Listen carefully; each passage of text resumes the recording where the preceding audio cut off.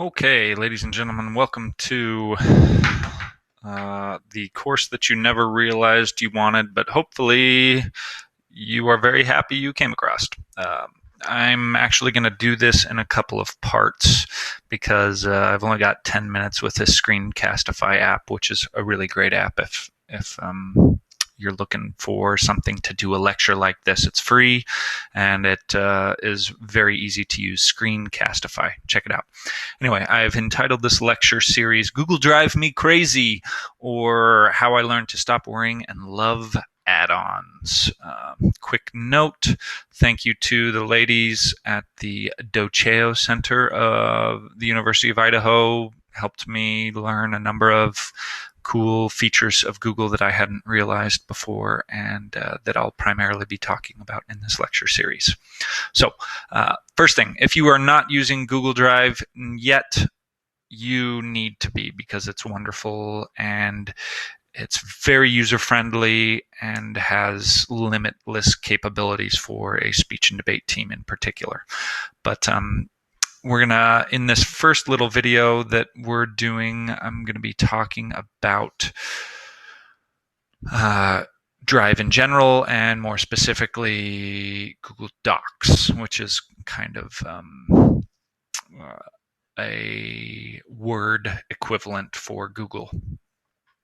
So Google Drive in particular is something that comes with any Gmail account. If you have a Gmail account, you have a Drive account, you have your own YouTube channel, etc. And there are a number of different apps. You can add a lot more apps as well.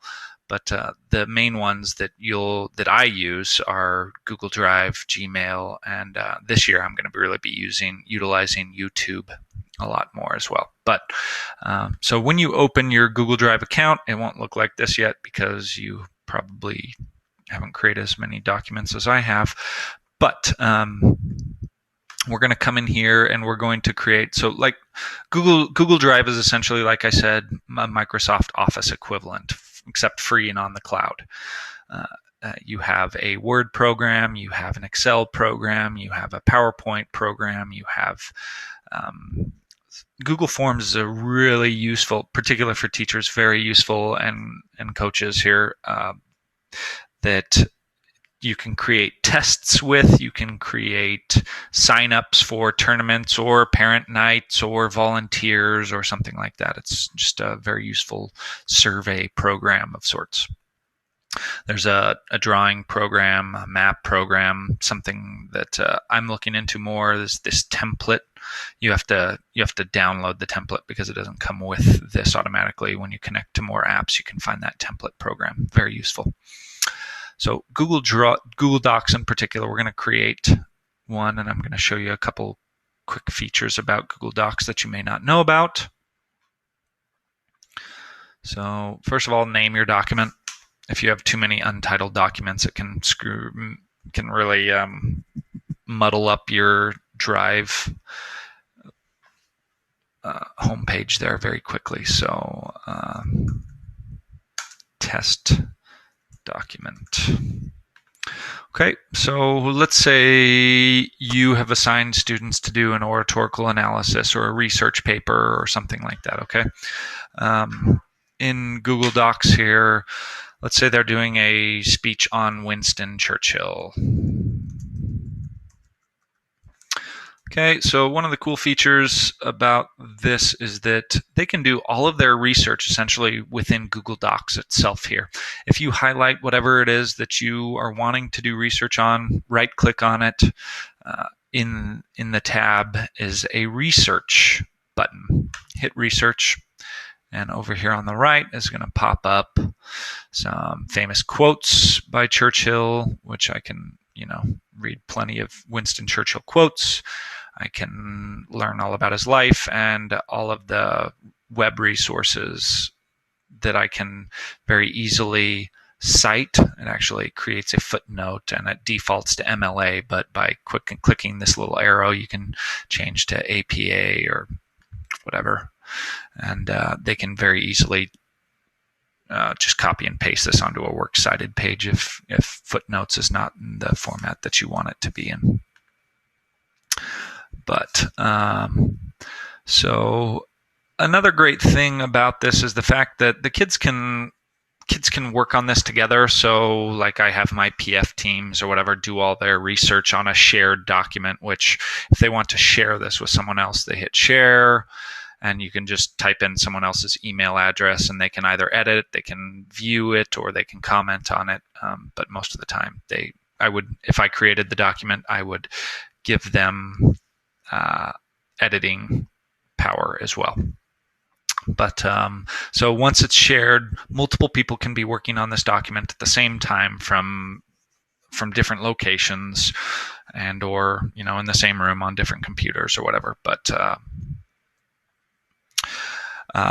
something that I do when I give them an assignment, they have to share the document with me, and then I can see which author made what contributions to the document and when, and you can basically track who's been editing the document by clicking on this. When you have it open, you can click on this thing, which will show all revisions made by whom, and you can have more specifically, like very minute changes that were made by different individuals. Okay, so you can tell who's been contributing and who hasn't, essentially. Another thing you can do is provide feedback to the kids and offer suggestions or changes to the document. So there are a couple of cool things. So over here on the right, there's the editing, suggesting, or just viewing, essentially. And a lot of the times I just do editing, and I leave comments. So if I wanted to say something about the sentence that had Winston Churchill, I can right click and make a comment, or you can go up to insert, and there's the comment box as well. And over on the right, I can write as much as I want about Winston Churchill and how awesome he is and how great this part of the speech is, or if it needs work. Again, you can have as much of a comment as you want. Okay, another thing I can do is, rather than the comment feature, I can change this to suggesting. Okay, and so now this turns green, you'll notice, and I can basically change their document in such a way I'd be like, no, don't do this speech on Winston Churchill. Delete that. You should write this about JFK or something like that, okay? JFK is the coolest. Way better than Churchill, right? Okay, so, and what this does is it basically, when the kid is then opens this document back up, they will see all of the changes that I made, and they can basically either accept them by hitting that check mark, or they can reject it by hitting the exit or the X there, and it'll leave their document the way that they'd originally wanted it to be. So if you're not into the whole writing thing, let's say, one of the cool features about this is the add-ons. Okay, this is how, even though I've been using Google Drive for multiple years now, I have not been utilizing the add-ons because I just didn't realize the power that they held. And within each of the Google Drive applications, they have application specific add-ons that you can add to them. I would recommend for table of contents, we use that for my XSTEM kids a lot.